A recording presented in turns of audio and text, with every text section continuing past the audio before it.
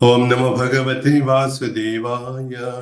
ओम नमो भगवते वासुदेवाय। ओम नमो भगवते वासुदेवाय। ओम अज्ञानतिमिरान्धस्य ज्ञानाञ्जनशलाकया चक्षुरुन्मिलितं येन तस्मै श्रीगुरवे नमः। श्रीचैतन्यमनोभीष्टं स्थापितं येन भूतले स्वयं रूपः कदा मह्यं ददाति स्वपदान्तिकम्। वन्देऽहं श्रीगुरोः श्रीयुतपदकमलं श्रीगुरुन् वैष्णवांश्च श्रीरूपं साग्रजातं सहगण रघुनाथान्वितं तं सजीवं साद्वैतं सावधूतं परिजनसहितं कृष्णचैतन्यदेवं श्रीराधा कृष्णपादान् सहगण ललिता श्रीविशाखान्वितांश्च। हे कृष्ण करुणा सिंधु दीनबंधु जगतपते गोपेश गोपिका कांत राधा कांत नमोस्तुते। तप्त कांचन गौरांगी राधे वृंदावनेश्वरी वृषभानुसुते देवी प्रणमामि हरिप्रिये। नमो महावदान्याय कृष्ण प्रेम प्रदायते कृष्णाय कृष्ण चैतन्य नामने गौरत्विषे नमः। वाञ्छाकल्पतरुभ्यश्च कृपा सिन्धुभ्य एव च पतितानां पावनेभ्यो वैष्णवेभ्यो नमो नमः। नमः विष्णुपादाय कृष्णप्रेष्ठाय भूतले श्रीमते भक्ति वेदांत स्वामिनिति नामिने। नमस्ते सारस्वती देवे गौरवाणी प्रचारिणे निर्विशेष शून्यवादी पाश्चात्य देशतारिणे। जय श्री कृष्ण चैतन्य प्रभु नित्यानंद श्री अद्वैत गदाधर श्रीवासादि गौर भक्त वृंद। हरे कृष्ण कृष्ण कृष्ण हरे हरे हरे राम राम राम हरे हरे।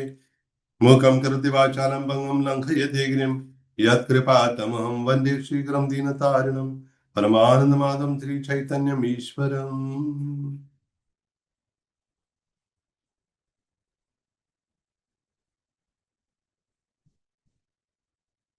कथञ्च स्मृतिस्मिन् दुष्करं सुकरं भवेत् विस्मृते प्रथम स्यात् श्रीचैतन्यं नमामि। तो जैसे कि पद्मावली ने कहा, शिल प्रभुपाद कहा करते थे बुक्स आर द बेसिस, और उसी के साथ और तीन बातें भी कहा करते थे। Books are the basis, preaching is the essence, purity is the force and utility is the principle. अर्थात ग्रंथ ही आधार है, प्रचार ही सार है, शुद्धता ही शक्ति है और उपयोगिता ही सिद्धांत है।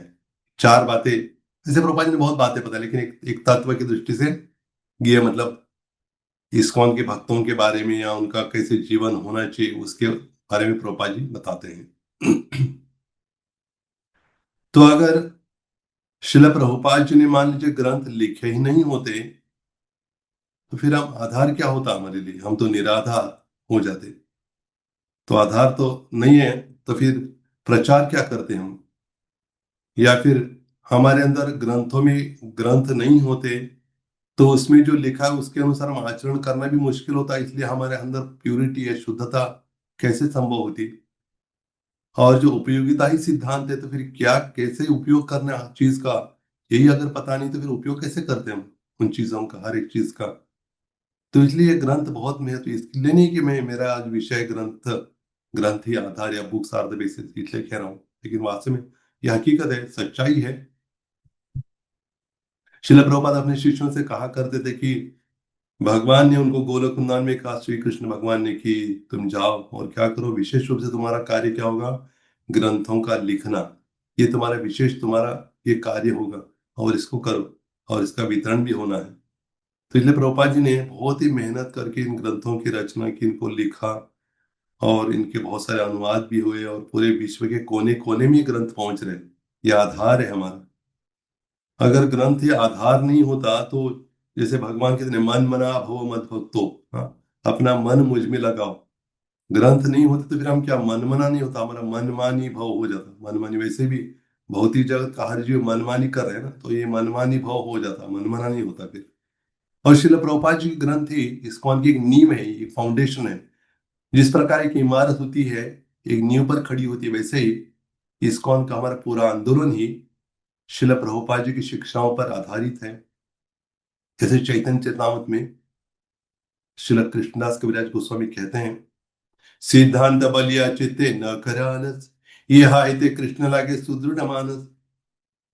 कहते हैं कृष्णदास गोस्वामी कि सिद्धांत को समझने में आलस मत करो, क्योंकि जब हम सिद्धांत को समझेंगे तभी तो क्या होगा, हमारा मन कृष्ण में दृढ़ता से लग जाएगा। इसलिए हम ग्रंथों को अपने जीवन का एक आधार नहीं बनाते हैं। हमारे जीवन में हमको क्या करना है, क्या नहीं करना है, कैसे जीवन जीना है, ये सब पूरी चीजें हैं। ये अन्यों तक हमें कैसे पहुंचना है, ये सब बातें श्रील प्रभुपाद ने अपने ग्रंथों में लिखी हैं। और एक बार क्या हुआ कि श्रील प्रभुपाद जी को किसी एक पत्रकार ने पूछा कि स्वामी जी, आज आप हो और आप प्रचार कर रहे हो, आपके शिष्य आपके साथ है, आपकी बात सुन रहे हैं। मान लीजिए आप, अगर आप नहीं रहेंगे तो क्या होगा? प्रभुपाद ने कहा ऐसे कभी नहीं होगा। उसकी बात पूरी करने से पहले बात को काट के प्रभुपाद ने कहा नहीं, ऐसे कभी नहीं होगा। मैं कभी मरूंगा नहीं, मैं हर समय जीवित रहूंगा अपने ग्रंथों के माध्यम से। इसका अर्थ है कि अगले 10,000 वर्षों तक शिला प्रभुपाद जी ही स्वयं अपने ग्रंथों के माध्यम से हर एक जीव तक पहुंच कर क्या करेंगे? हाँ, कृष्ण भावना का प्रचार करेंगे। हाँ, हम एक माध्यम बनेंगे उस कार्य के लिए। मतलब प्रभुपाद जी, मैं अपने ग्रंथों के माध्यम में मैं जीवित रहूंगा, ये बहुत महत्वपूर्ण है। यहाँ तक कि शिल प्रभुपाद कहते कि मैंने लिखा नहीं इनको, भगवान मुझे बता रहे थे और मैं लिख रहा था। हाँ, जैसे आपने सुना भी होगा, मैंने भी कहा था शायद पहले, शिल प्रभुपाद मुंबई में अपने अपने रूम में थे। शिल प्रभुपाद क्वार्टर कहा जाता है उसको, वहां पे थे। और गुरु महाराष्ट्र को बुलाया उन्होंने, परम पूज्य लोकनाथ स्वयं महाराज को बुलाया और कहा कि हाँ, इन जो ग्रंथ है मैंने लिखे उसके, उसका मराठी में भी अनुवाद करो, क्योंकि लोग, बहुत सारे मराठी लोग यहाँ पर वो भी पढ़ पाएंगे। तो जो द परफेक्शन ऑफ योगा, जो योग की पूर्णता के नाम से जो हिंदी में बुक है, उसको गुरु महाराज ने मराठी में अनुवाद किया। और अनुवाद करके प्रिंटिंग वगैरह होने के बाद श्रील प्रभुपाद जी को अर्पण करने के लिए जब वो बुक लेके गए, तो प्रभुपाद ने कहा कि इसको पढ़ो। तो गुरु महाराज ने सोचा कि ये तो मराठी में है, इसलिए प्रभुपाद जी एक दो लाइन की बात कहेंगे, हाँ ठीक है कोई बात। तो फिर गुरु महाराज पढ़ते गए, एक पन्ना हो गया, दूसरा हो गया। तो महाराज सोच रहे थे प्रभुपाद तो मराठी समझते नहीं, फिर भी प्रभुपाद जी रुकने के लिए नहीं कह रही, इसलिए तो पढ़ते रहे। कुछ समय के बाद प्रभुपाद ने कहा हाँ ठीक है, अच्छा है।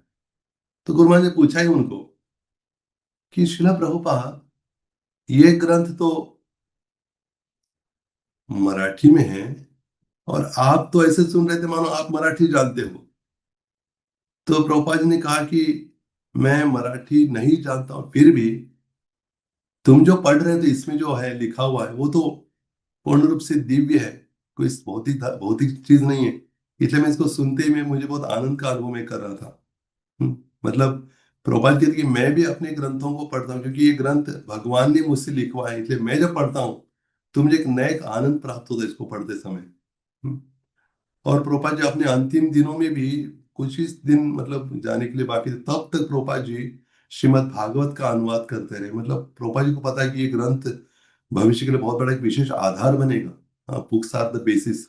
अगर आधार नहीं होगा तो हम क्या करेंगे? एक बार श्रील प्रभुपाद अपने यात्रा में थे, बाहर जा रहे थे, और वहां जो फ्लाइट में, विमान में जो पायलट था, तो कप्तान ने प्रभुपाद से बात करने लगा, पूछने लगा कुछ बातें। तो प्रभुपाद ने तुरंत ही उस पायलट को अपनी बातों को और अच्छी तरह से साबित सिद्ध करने के लिए ब्रह्म संहिता का एक श्लोक कोट किया उन्होंने, वेणुम कोणंते में चिंतामणि प्रकृति, वो श्लोक कोट करके उन्होंने बताया कि इस प्रकार कितना सही है मैं जो बता रहा हूं। तो प्रभुपाद जी शिष्य उस समय थे, वो देख रहे थे कि प्रभुपाद जी बिल्कुल हिचकिचाते नहीं कि संस्कृत श्लोक कभी भी, बात तो इंग्लिश में हो रही, तुरंत ही संस्कृत श्लोक उच्चारण करके उदाहरण देंगे शास्त्रों से कि ये बात कितनी सही है कि कृष्ण ही भगवान है। और शिला प्रभुपाद जी के जो ग्रंथ है, तो प्रभुपाद जी ने उन ग्रंथों के माध्यम से जो दर्शन शास्त्र है, शास्त्र को भी दर्शन का है ना, दर्शन शास्त्र मतलब उन शास्त्रों के माध्यम से हमें भगवान का दर्शन किस प्रकार से करना है वो हमें पता लगता है, इसलिए उनको दर्शन भी कहा है शास्त्रों को, दर्शन शास्त्र। तो प्रभुपाद जी ग्रंथ दर्शन है और साथ साथ उसमें करुणा भी भरी है। हाँ, जीवों का उद्धार कैसे होगा? माया मुग्ध जीवे नहीं स्वतः कृष्ण ज्ञान, जीवे कृपा कैला कृष्ण वेद पुराण। क्योंकि भगवान को पता है कि इतने माया में फंसे हुए जीव हैं, अगर इनको ये वेद पुराणी शास्त्र नहीं देंगे तो कैसे उद्धार होगा इनको? इसलिए भगवान ने प्रभुपाद जी को भेजा है हमारे लिए इन ग्रंथों को लिख के। और तो शिल प्रभुपाद कहा करते थे कि अगर मेरी कृपा अगर चाहिए तो क्या करो तुम? हाँ, इन ग्रंथों का वितरण करो। अगर मुझे जानना है तो इन ग्रंथों का अध्ययन करो, या इस्कॉन में बने रहना तो मेरे ग्रंथों का अध्ययन तुम करो। तो फिर प्रभुपाद जी ग्रंथों से भी हम प्रभुपाद जी को और अच्छी तरह जान सकते हैं। बहुत से ऐसे कुछ उदाहरण है, कुछ प्रसंग है, इनके माध्यम से हम समझ सकते हैं। एक तो है कि प्रभुपाद जी में जो बहुत विनम्रता थी, ह्यूमिलिटी, कि जब वो प्रसंग आता है कि ध्रुव महाराज का प्रसंग प्रभुपाद जी लिखते हैं तात्पर्य में, कि ध्रुव महाराज वैकुंठ गमन हो रहा था उनका, और विष्णु भी थे साथ में। और जब ध्रुव महाराज को स्मरण हुआ कि मेरी माँ जो सुनी थी, उनके कारण ही मैं आज वैकुंठ जाने में समर्थ हो रहा हूं, अन्यथा मेरे लिए संभव नहीं था। अगर सुनीति ने मुझे अगर नहीं भेजा होता जंगल में भगवान की आराधना करने के लिए, तो मैं क्या करता, मैं थोड़ी भगवान को प्राप्त कर सकता, या आज मैं जो जा रहा हूँ वैकुंठ, तो थोड़ी हो सकता है इसे। तो वो प्रसंग लिखते हुए प्रभा जी कहते, जब उन्होंने विष्णुदूतों से इशारा किया, तो विष्णु ने तुरंत क्या किया, ऐसे उंगली करके दिखाया, और देखा ध्रुव महाराज की उनकी माँ उनके उनके भी आगे निकल रही है वहां से, दूसरे एक विमान में। तो प्रभा जी उस प्रसंग को लिखते हुए बताते हैं कि अगर जिस प्रकार ध्रुव महाराज के कारण सुनीति भी गई भगवत धाम में, उसी प्रकार अगर मेरे शिष्य में से कोई एक भी शुद्ध भक्त बन जाता है, तो वो मुझे भी भगवत धाम में लेके जा सकता है। हाँ, ये वो प्रभा जी बड़ी विनम्रता है ना, क्योंकि प्रभा जी स्वयं ही सबको लेने के लिए आए हैं अब भगवत धाम में। लेकिन प्रभा जी की विनम्रता है कि कहते हैं कि मैं तू मेरे भक्त अगर शुद्ध भक्त बन जाएंगे शिष्य, मैं भी जा रहा हूँ। दूसरा, प्रभुपाद जी ग्रंथों समझ से थी, प्रभुपाद जी अपने गुरु महाराज पर बड़ा पूर्ण विश्वास था उनका। और प्रभुपाद जी कहते कि मैं एक एक क्षण भी ऐसे नहीं हुआ मेरे जीवन में कि मैं गुरु महाराज से अलग हूँ। हर समय मुझे स्मरण होता है कि मैं गुरु महाराज मेरे साथ है। क्यों? क्योंकि वाणी संग, प्रभुपाद जी ने उनके गुरु महाराज कृष्ण भक्ति संघ महाराज ने जो आदेश दिया था, हाँ, कृष्ण भावनामृत का प्रचार विदेश में जाकर अंग्रेजी भाषा में करना, तो प्रभुपाद जी पूर्ण रूप से उसको निभा रहे थे। इसलिए प्रभुपाद जी को हर समय निरंतर उनके गुरु महाराज का संग, वाणी संग प्राप्त हो रहा था, जबकि उनके गुरु महाराज वपू संग नहीं मिल रहा था, वपू नहीं थे उनकी वहां, है ना, भौतिक धरातल पर नहीं थे उनके गुरु महाराज, फिर भी वाणी संग उनको प्राप्त हो रहा था। और प्रभुपाद जी कहते कि मेरे जो ग्रंथ है, जैसे कोई भूखा व्यक्ति है उसको अगर खाने के लिए तो वो हृष्ट पुष्ट हो जाता, उसी प्रकार जो कोई मेरे ग्रंथों का अध्ययन करता है, जो ग्रंथ ही आधार है, तो उनको अगर कोई पढ़ता है तो क्या होता है, उसका क्या लाभ होता है, उसके बारे में प्रभुपाद जी अपने एक तात्पर्य में लिख रहे हैं चैतन्य चरितामृत के। जब कृष्णदास कविराज गोस्वामी बताते हैं, देखिए एक ये प्यार बहुत सुंदर है। ये चैतन्य चरितामृत के मध्य लीला के 25वें अध्याय का ये 278वां ये प्यार है। वो कहते हैं, मतलब श्रील कृष्णदास कविराज गोस्वामी कहते हैं इस प्यार को, लेकिन इसके तात्पर्य को प्रभुपाद जी कितना अच्छी तरह से हमको समझाने के लिए बता रहे हैं। बताते हैं, ये लीला अमृत बिने खाए यदि अन्न पाने, तबे भक्तेर दुर्बल जीवन, जार एक बिंदु पाने उत्फुल्लित तनु मने, हासे गाय करे नर्तन। कहते कि जो मनुष्य है पर्याप्त अन्न खाकर हृष्ट पुष्ट हो जाता है, और जो भक्त केवल साधारण अन्न खाता है और चैतन्य महाप्रभु के और श्री कृष्ण के दिव्य लीलाओं का आस्वादन नहीं करते इन ग्रंथों के द्वारा, क्या होता है फिर वो आध्यात्मिक दृष्टि से क्या होने लगता है, धीरे धीरे दुर्बल हो जाता है, और फिर अंततः आध्यात्मिक स्तर से उसका पतन हो जाता है। हाँ, लेकिन इस कृष्ण लीला अमृत का एक बिंदु का भी कोई पान करता है तो क्या हो जाता है, उसका तन मन प्रफुल्लित होकर वो नाचता है, गाता है, हंसता है। और इसके तात्पर्य में देखिए प्रभुपाद जी क्या बताते, कहते हैं कि जो कृष्ण भावनामृत से संबंधित जो भक्त है, उन सभी से मेरा निवेदन है कि आप क्या कीजिए, सभी चैतन्य चरितामृत, श्रीमद् भागवत और भगवत गीता, इन ग्रंथों का अध्ययन करना ही चाहिए। अन्यथा क्या होगा, फिर कुछ समय के बाद क्या होगा, भक्त लोग केवल खाएंगे, पिएंगे, सोएंगे, और आध्यात्मिक स्तर से उनका पतन हो जाएगा। और इससे क्या होगा, फिर जो दिव्य आनंद का उनको शाश्वत जीवन प्राप्त करने का एक अवसर प्राप्त हुआ है, उस अवसर को गंवा देंगे। और फिर कहते हैं अगले इसमें, शिला कृष्णदास कविराज गोस्वामी कहते हैं, ये अमृत कर पान जार सम नाही आन, चित्ते करी दृढ़ सुदृढ़ विश्वास, ना पड़ कुल तर्क करते, अमित्य कर्कश आवर्ते, जाते पड़िले है सर्वनाश। कहते कि इस लीलामृत का पान कीजिए आप, इस अमृत की किसी चीज से तुलना नहीं की जा सकती। मन में दृढ़ता से दृढ़ श्रद्धा बनाइए, और जो कुतर्क है और ऐसे कोई गलत विचारों से दूर रहो। और क्या करो, अगर इस अमृत का अगर पान नहीं करें तो आपका ही सर्वनाश हो जाएगा, ऐसा उसमें भी वर्णन है। इसलिए कहते हैं कि आपसे भी इसका अध्ययन करना बहुत जरूरी है, ऐसे शिला प्रभुपाद भी कहते हैं। और ये मतलब एक ऐसी नींव है ये ग्रंथ प्रभुपाद जी की, कि क्या होता है, ये सिद्धांत को सुरक्षित रखती है ना। शिल प्रभुपाद जी ग्रंथ हमारे मन में तत्व विभ्रम होने से बचे। जैसे तत्व विभ्रम भी एक है ना, जो हमें भक्ति में बाधा लाती है ना। तत्व विभ्रम मतलब जो सही तत्वों को ढक के गलत तत्वों को प्रस्तुत करने, तत्व विभ्रम है। तो यहाँ पे हम देख सकते हैं कि शिला प्रभुपाद जी ने अपने ग्रंथों को इतनी मेहनत से, कष्ट से इन ग्रंथों को लिखा। हाँ, रात का दिन बनाकर उन्होंने ग्रंथों की रचना की। तो ये इसके कारण हम इस्कॉन में है ना बहुत समय से है ना भक्त लोग क्या कर रहे हैं, सेवा कर रहे हैं, कार्य कर रहे हैं, प्रचार कर रहे हैं, क्योंकि महाप्रभु की इच्छा पूर्ति भी इन ग्रंथों के माध्यम से हो रही है। अगर देखिए महाप्रभु कहते हैं, जारे देखा तारे कहा कृष्ण उपदेश, हमारा ज्ञ गुरु हैया तारे ही देश। अगर कहते हैं ना, जिनको मिलते हो कृष्ण का उपदेश सुनाओ। अगर शिला प्रभुपाद ने कृष्ण के उपदेश को अगर दिया ही नहीं होता हमको, तो हम क्या उपदेश करते।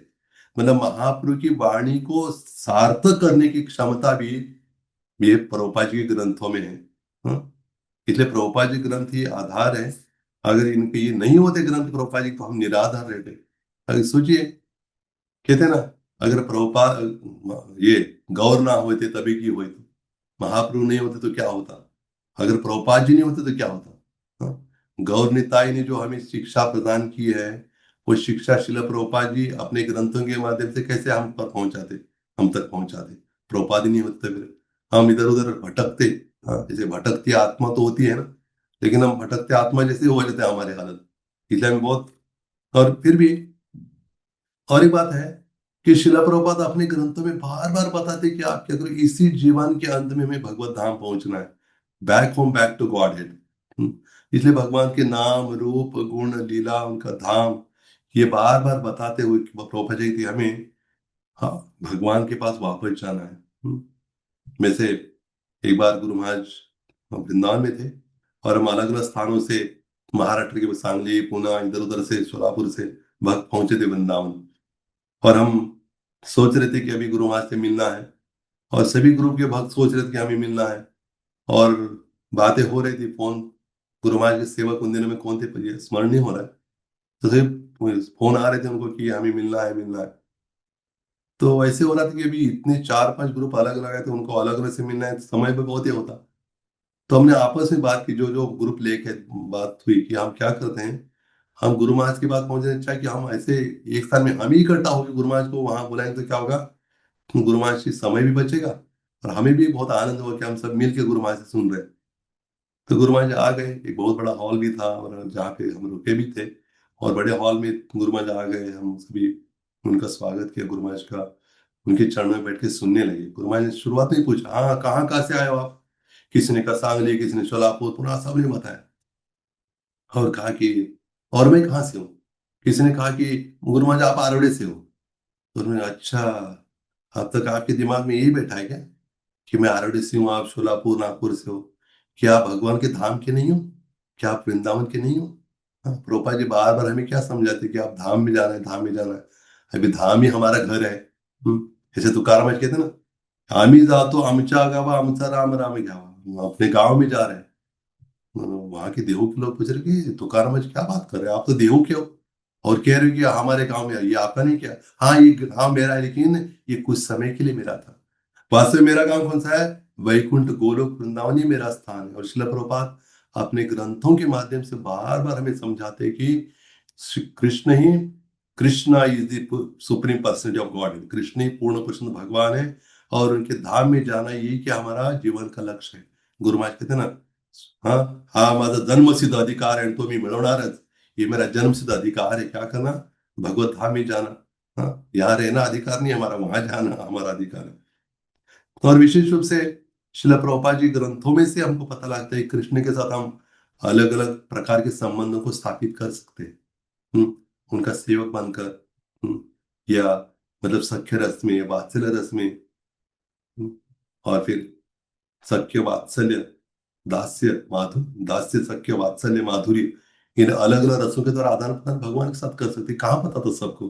हाँ, इतना लोग सबको पता था भारत में, हाँ क्या सब सब एक है, सब एक है। सबको लगता है हम कितने उदार विचार वाले, देखो हम सब एक बोल रहे हैं, ये क्या बोल रहे हैं, ये कृष्ण को भगवान मान रहे हैं। ये सब एक बोलना, ये कोई बहुत बड़ी बात नहीं है, ये मतलब कोई फिलोसफिकल अच्छा नहीं माना है, सब एक है। सब एक क्या है? हाँ हाँ हाँ, हर एक की अपनी एक पहचान है ना। तो इसलिए, और फिर ये जो भगवान के साथ अलग अलग संबंध है ना, प्रेम के साथ संबंध, अभिधेय प्रयोजन, ये प्रभुपाद जी ने अपने ग्रंथों के माध्यम से कि हमें भगवान के साथ संबंध जोड़ना है। और फिर संबंध जोड़ने के बाद हम उनके साथ कैसे मतलब व्यवहार, उनकी सेवा करनी है, ये अभिधेय में सिखाया हमें प्रभुपाद जी ने। और प्रयोजन मतलब कृष्ण प्रेम प्राप्त करना ही नहीं, प्रेम प्राप्त करते साथ साथ उनको उनके साथ जुड़ना, उनकी लीला में प्रविष्ट होना, ये सब हम प्रभुपाद जी ग्रंथों से सुन देख सकते हैं। हाँ। देखिए प्रभुपाद जी ग्रंथ होते होने के बावजूद भी लोग इतना इधर उधर भटक रहे, क्यों? उनका अध्ययन नहीं कर रहे। प्रभुपाद जी ग्रंथों को अगर हम अपने आधार के रूप में अगर नहीं स्वीकार करते, अपने जीवन का एक आधार के रूप में, तो क्या होगा फिर? हम भटकते रहेंगे। हाँ। तो इसलिए, और शिल प्रभुपाद अपने शिष्य को भी बताते हैं, मंडली भद्र प्रभु को कहते हैं कि मेरा यही कहना है मेरा कि तुम क्या करो, मेरे पुस्तक जो है, ग्रंथ जो है, ये पूरे विश्व में बड़े पैमाने पर क्या हो, ये प्रकाशित और वितरित हो। कि देखिए वास्तव में हमारे आंदोलन का आधार यही पुस्तकें हैं। इसके बिना हमारा प्रचार कोई प्रभाव नहीं डाल सकता। अगर ग्रंथ नहीं है तो क्या बताएंगे हम सबको? हाँ, कि खुश रहो। कुछ लोग कहते हैं कि आप सुखी रहो, और अन्यों को भी सुखी बनाओ। तो उनको ही पता नहीं सुखी कैसे रहना, और क्या सुखी बनाएंगे हम अन्यों को। तो भगवत गीता में भी बताते हैं भगवान, तस्मा शास्त्रम प्रमाणम ते कार्य व्यवस्थित हो। मतलब भगवान कहते हैं कि जो करना है और नहीं करना है, गीता में श्लोक है ये, 16वें अध्याय का 24वां श्लोक है, जिसमें भगवान बताते हैं, तस्मा शास्त्रम प्रमाणम ते कार्य व्यवस्थित हो, ज्ञात्वा शास्त्र विधानोक्तम कर्म कर्तुम इहार्हसि। अतः मनुष्य को यह जानना चाहिए कि शास्त्रों के विधान के अनुसार क्या कर्तव्य है और क्या अकर्तव्य है, मतलब क्या करना है, क्या नहीं करना है। उसे ऐसे विधि विधानों को जानकर कर्म करना चाहिए जिससे वह क्रमशः ऊपर उठ सके। अरे ग्रंथ ही नहीं तो क्या करेंगे, कहां से समझेंगे क्या शास्त्र क्या है? दूसरे श्लोक में भगवान कहते हैं ना, यह शास्त्र विधि उत्सृज्य वर्तते काम कार्ता, न च सिद्धिम अवाप्नोति न सुखम न पराम गतिम। मतलब जो शास्त्रों की अवहेलना करते हुए, शास्त्रों को मतलब स्वीकार नहीं करते हुए क्या करता है कोई, अपने मनमाने ढंग से आचरण करता है, उसको यहाँ भी सुख नहीं मिलेगा, और परलोक में सुख भी नहीं, उधर भी नहीं मिलेगा ही नहीं उसको कहीं सुख। हम्म, पर और पराम गति तो होगी ही नहीं उसको, सदगति होगी नहीं उसकी। मतलब ग्रंथों के माध्यम से हम समझ सकते हैं क्या करना है क्या नहीं करना है। तो इसलिए तर वो एक श्लोक प्रभुपाद जी कोट करते हैं, श्वेताश्वतर उपनिषद से अपने ग्रंथों में, यस्य देवे परा भक्ति यथा देवी तथा गुरौ तस्यैते कथितार्थाः प्रकाशन्ते महात्मना। इन ग्रंथों को आधार बनाना है अपने जीवन में, लेकिन इन ग्रंथों को जीवन में उतारना है।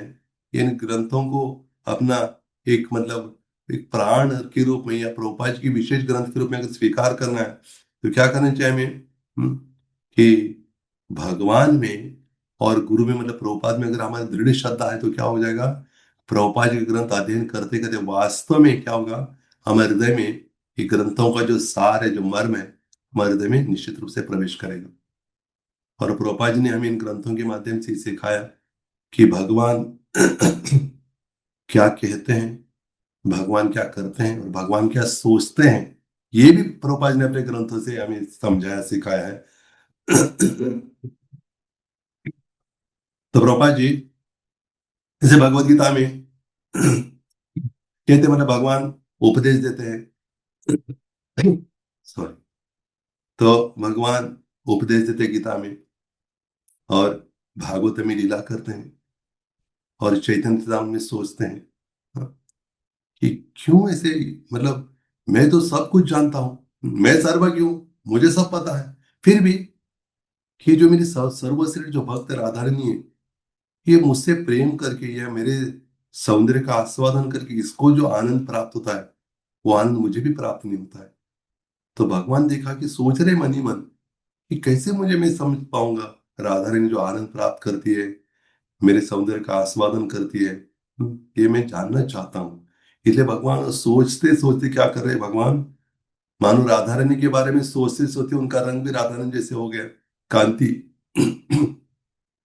और कांति भी हो गई और भाव भी राधा भाव द्युति सुवलितम नवमी कृष्ण स्वरूपम, मतलब राधा रानी का भाव भी धारण किया और उनका रंग भी। जैसे आपने देखा हो ना, इमली तला में अगर आप वृंदावन में, अगर इमली तला नाम का स्थान है जो जो वृंदावन की परिक्रमा कर समय एक स्थान था इमली तला, तो वहां पे इमली तला में भगवान मतलब कृष्ण श्याम सुंदर वहां राधा रानी की प्रतीक्षा में थे, और राधा रानी की बहुत प्रतीक्षा करते लेकिन राधा रानी नहीं आ रहे थे किसी कारण से। और राधा रानी का इतना स्मरण, इतना तीव्रता से राधा रानी का स्मरण करने लगी, स्मरण करते करते जो श्याम सुंदर थे उनका श्याम वर्ण था क्या हो गया, हम्म, गौर वर्ण हो गया, राधा रानी जैसे रंग हो गया उनका। मतलब मानो वहीं पे भगवान क्या दिखा रहे हैं हमको कि मैं इस रूप में आने वाला हूँ, हाँ, राधा रानी के भाव का आस्वादन करने के लिए।